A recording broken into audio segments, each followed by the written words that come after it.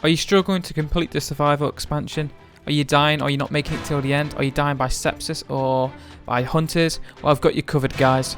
My top 10 tips on how to survive the survival expansion.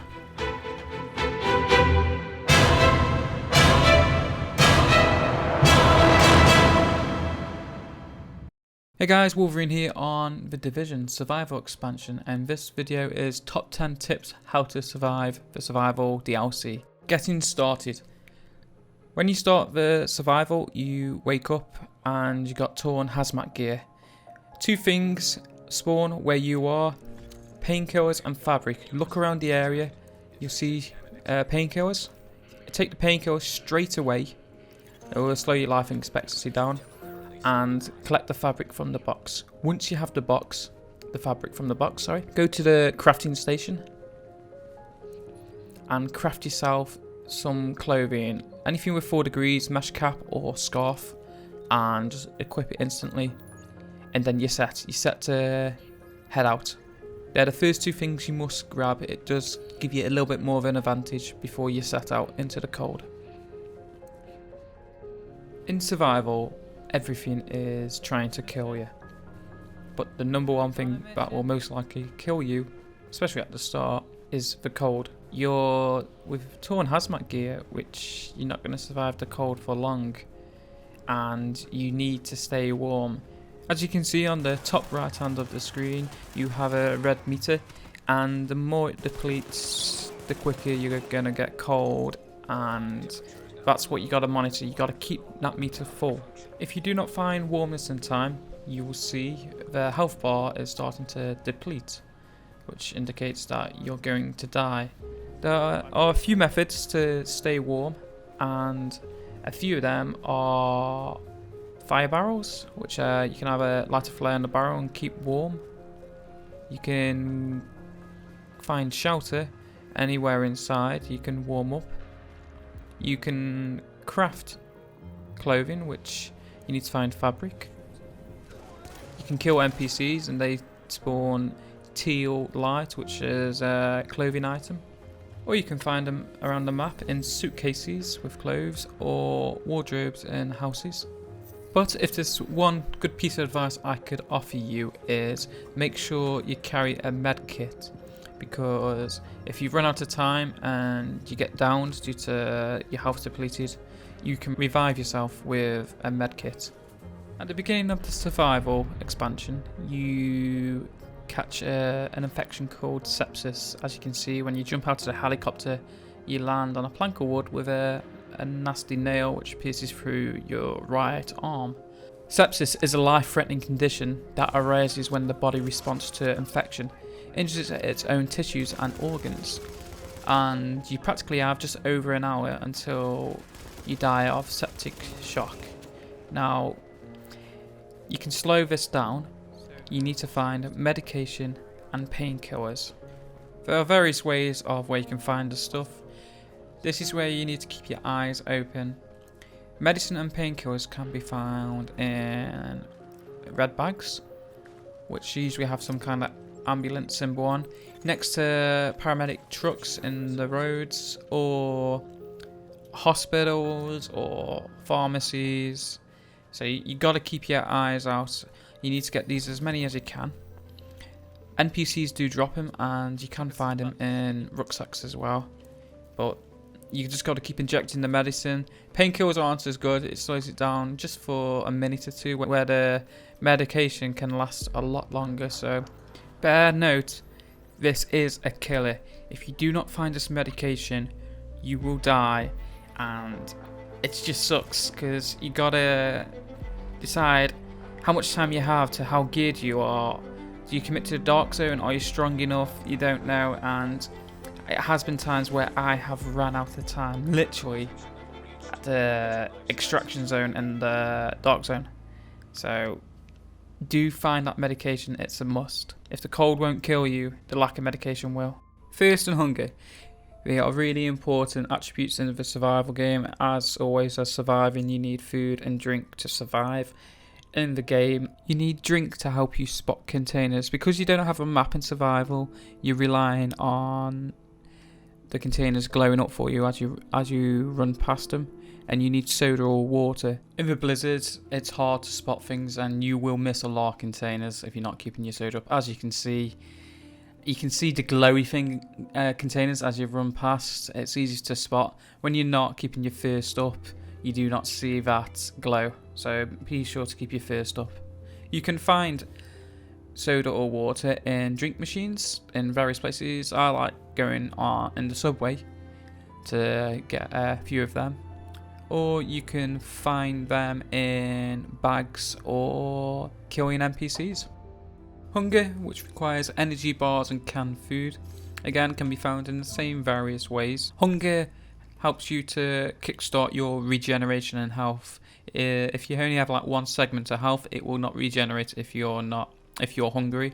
So you come out of a nasty battle and your health hasn't recovered, and you bump into another group of NPCs, and you're like, okay, it's hard. So you always be sure to stock up on food as well.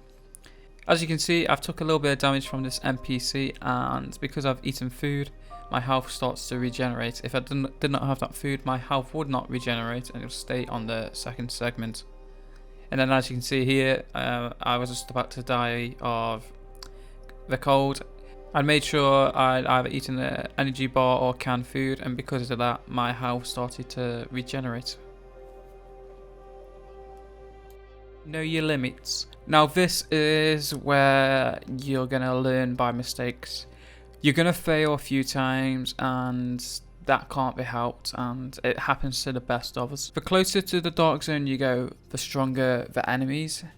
So when you first start, you go against level 28 red health plate NPCs with just a pistol, and just before you hit the dark zone, you're going against veteran LMB with gold bosses, and in the dark zone you're going against elites with extra armor. So you gotta decide how strong are you to how much you can take. Don't be ashamed if you can't kill some NPCs. I bumped into some veteran Rikers and just with my handgun, and I got wrecked. It's one of them, and they will have to crash site a bit further into the dark zone.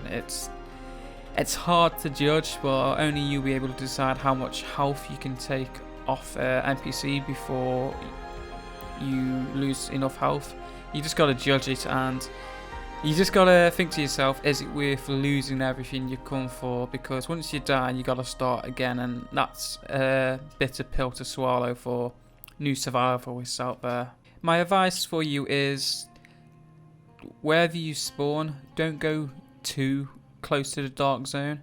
So if you like spawn on the west side of the map and the dark zone's on the east, just go north or south on that level and just go against some red hooligans and cleaners and Rikers for a while, and just accumulate your loot and just get some gear and get some cashies. And there's no rush. Well, there is a bit of a rush, but don't charge to the dark zone because you will not be ready. You've got to know what you can take against reds, veterans and elites. Because if you're struggling against veterans on L1B, you're going to struggle in the dark zone. So there's no point going in the dark zone regardless if you're running out of time, because you're going to die either way. I'd rather go in equipped with the right gear than under geared and going to die anyway, because trust me, if you don't have the right equipment, you're going to die at the end. It's that simple, unless you've made friends with a couple people who are fully kitted out. It's just take your time. I'd rather die by sepsis than other NPCs, because you got a lot of time with sepsis, but NPCs can kill you in an instant, and you've only got a couple of medipacks and that's it, game over. Okay, so now you have an idea of where you need to go. Now, where's the best places to get loot? Well, it's everywhere practically. As long as you're there first and there isn't any other place around you, it's a first come first serve for the loot. And just search everywhere. There's going to be containers everywhere, in buildings, around cars, anywhere, on roofs, inside houses. Just search everywhere and just keep your eyes open. Next is NPCs. When you kill NPCs, they have a chance to drop in loot from weapons to gear to food and drink to medicine. So the more enemies you kill, the more chance of you getting equipment out of them. The best place to get loot is crash sites and landmarks. Crash sites first, because crash sites are a lot closer to your safe zone, so the enemies should be weaker. So if you can get that first crash site, which is close to you, you're going to get a good quick advantage, a really good weapon, a good piece of body armor, and a few food and drink and medicine, hopefully, and some crafting material just to get you started. So if I can't stress enough, try and get to a crash site. Next are landmarks. Landmarks are those purple indicators which you see on the map. They are quite familiar to the dark zone. It's just, again, it's like the dark zone when you used to roam on there. Purple landmarks is where players are and loot. So you want to go to those landmarks. Once you've got a little bit of gear, because you're going to be going against veterans, that's the purple health bar, and they have a bit of armor. So you are going to struggle a little bit. So you got to make sure you have a really good weapon and some good armor.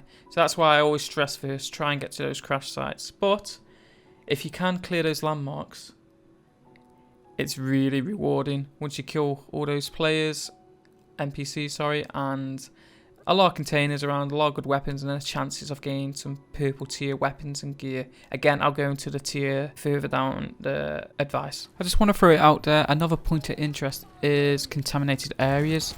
Not many people are going to craft the advanced filter, so that means no one's going to be going in the contaminated areas, where that's going to be loot, easy accessible loot. Take out a few enemies, a few containers, and you might get yourself a nice little weapon or some armor, actual stuff which no one else will get, and that's gold. That's really gold. So not a must, but a nicety if you feel you're not finding much. Gear setup. There is a certain way you need to gear up to survive, in my opinion, and that is, the key is toughness. Get your toughness up as much as you can. Forget about skill power. Skill power doesn't come into play until just about you hit the dark zone. But even then, I'd rather be able to take a lot of damage than get a little bit of extra health, or me pulse gives me a bit more critical hit chance. You need to increase your health, and this is where it comes to the next point. There are 4 different tiers you can use. You start off with green, which is standard, blue, which is specialized, purple, which is superior, and yellow, which is high end. You start off with standard green gear, and then you'll work your way for blue, purple, and gold. You want to try and get superior, which is purple, before you start committing to the dark zone. You can only craft high-end gear in the actual dark zone, and you need like the best crafting materials for that. I'd even consider at the beginning, if I find a purple superior item and it's based on skill power, and my blue superior item is toughness, I'm going to stick with that green item, because obviously if I get more toughness on the blue item than the purple item, then I'm going to stick with the blue item. Because as you see with the purple item there, it's red on toughness. I'd lose my toughness. I need the toughness more than the skill power. So just look at the stats before you fully decide. Crafting materials can be found throughout the map. You just got to keep an eye out, make sure you check all the containers. Again, soda or water really does help with spotting them. So as you accumulate, you can find these everywhere, killing NPCs. And first thing you need to do once you get to a crafting station in a safe zone is make clothes. Clothes is the key to keep you warm, so make sure you use that fabric quickly. Next would be skills. If I was running solo, I'd go for pulse and first aid. Pulse is like the best skill in the game. First aid second. It really works really well for solo players, and you're going to need both of them when you go into the dark zone. And then when you're happy, basic virus filter, that's what you need to enter the dark zone. If you commit to the dark zone beforehand, you will die instantly. I wouldn't really craft any weapons or armor because you find them throughout the map, so it's I wouldn't waste the parts unless you really, really need a desired weapon. Mods would be good, you know, like a higher magazine, a better scope or whatever. But again, it's you keep upping your weapons. So I'd say mods, a good magazine size would do you well. But again, guys, weapons and armor, you'll find a shitload around the map. Safety in numbers or solo? Now, there's two different ways you can look at this. Yep, safety in numbers, you got your friends, they've got your back, and if you go down, they can revive you. And that's all well and good. More firepower, more distractions, more taking out enemies, safety in numbers. But this is when the loot comes into it, where you're going to have to share your gear, your loot, your anything you need, food, drink, medicine, equipment, and it just makes you overall weaker, especially if you got 4 people. But if you're on your own, you got all that loot to yourself. And the one I find is the hardest is sharing your medicine and painkillers, because there might not be enough for all of you to survive, or you've got to rush and you don't have as much time as you would as 1 or 2 of you compared to 3 or 4 of you. So you've got to decide safety in numbers or solo. I've done it with my girlfriend, just two of us, and we have struggled with medicine, but we did enough just to get to the end, but we ran out of time. So I mean, as you can see there, my life expectancy is on 50 seconds, and I'm just about to get extracted dealing with some hunters. So we timed it wrong, we left it too late, had not enough medicine, or we left it too long gearing up to become strong enough to take on these guys. So that's what I mean when it's medicine's so crucial, especially when you're working in a group. It's possible. So, and solo, I've done it, I've completed it, I've passed it, I've done it because I had all the loot to myself. So I'd say solo is easier if you know what you're doing. If you're a hardcore division player, you know what you're doing. Or I'd say 2 people is the maximum to have on the survival. Any more and then you're going to struggle. And as you can see there, my girlfriend died earlier, and now I just ran out of time. Sepsis 1, I didn't have enough medicine or painkillers to slow it down. Just ran out of time. So it is very crucial to pick how much medicine you have between the group. Another point I want to come across is if you're soloing the extraction on your own, you go against 1 hunter, but if there's 2 of you, go against 2 hunters, and it's just down to how many people are at the extraction at the time. Depends on how many hunters turn up. So if there's a group of 4 of you, you're going to go against 4 hunters, and that is mad. So I went against a hunter on my own and I killed it easily, but going against 2 hunters, it's a bit too much, especially when you're on your own. So that's another factor you got to decide. Do you want to get extracted with 4 people and go against 4 hunters, or do you want to take 1 hunter on your own? Choice is yours.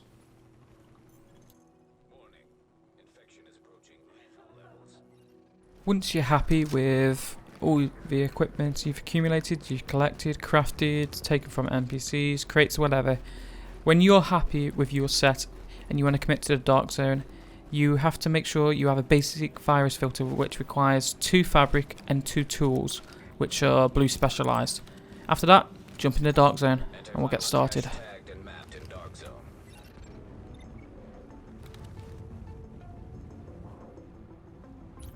Just a rough idea of what I'm running. Mostly purple high-end gear with a couple specialized blues. I'm happy with my toughness and firearms, and I got a couple of nice purple weapons, which is a M60 and a Lover. Lover for the fast rate of fire with enemy armor damage, and M60 is like practically the best gun in the game at the moment. So I'd always try and have an M60, which is probably really good, especially at the end when you go against the hunters. Nothing different when it comes to the dark zone. We've all been in the dark zone. You have reds, veterans and elites from various factions and various levels, like you would in actual dark zone. And the loot as well is real good. You will get sealed caches, and you can store up to 6, which are very rewarding at the end, because once you get extracted, you get to have all that lovely sealed caches. So keep an eye out for them. You will be able to get 6 at the very least. Not many people will make it to the dark zone, in my opinion. Less than probably about 10 I've noticed so far. So the loot is pretty easy to find. So just look around. As you can see, I found some tools, I found some medicines, a medikit. Just keep an eye out, guys. Depending on where your antivirus is located, you could be going against some hooligans to OMB. If you're dropping against hooligans, you're pretty solid. You're just going to get some reds or veterans. And once you get the antivirus, you'll get some division tech. And just look around, make sure you pick up some more division tech, because you're going to need them to make your gold weapons at the hideout. So once you have the antivirus, head to the hideout, and every crafting material you got, just go all out, start crafting everything you can, just buff yourself up for the final battle. Okay, any equipment you're not using, just deconstruct it so you get the resources, because you don't need them, and everything, all the resources will go into creating better equipment for you.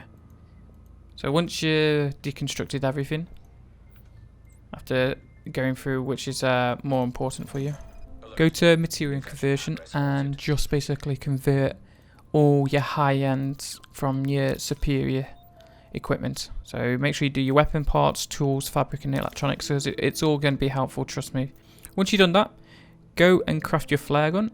You need this to coin extraction.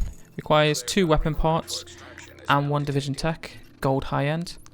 Then after that, I'd recommend buying yourself a high-end weapon. I'd personally say the M60, because that's one of the best guns in the game, and you're going to need the extra magazine round capacity. And I've got a nice sustained with it, so when I get a kill, I get some health. And the rest, I'd say maybe craft a couple gold pieces of clothing, a couple mods. I'd say a magazine mod just to increase the ammo capacity and stability. It's up to you how you want to mod your weapon. That's entirely up to you, your playstyle, whatever weapon you want to use. You know what mods you need for what weapon you desire, but my advice is an M60 with a lot of stability.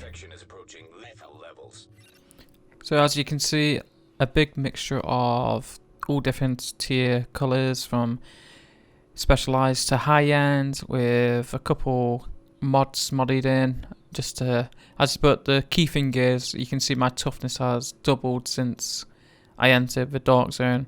So just take this as a guideline of what you're gonna need for the final battle. It's just a rough estimate. This is how I managed to complete survival. So again, it's your playstyle, whatever you're happy with. Cock it.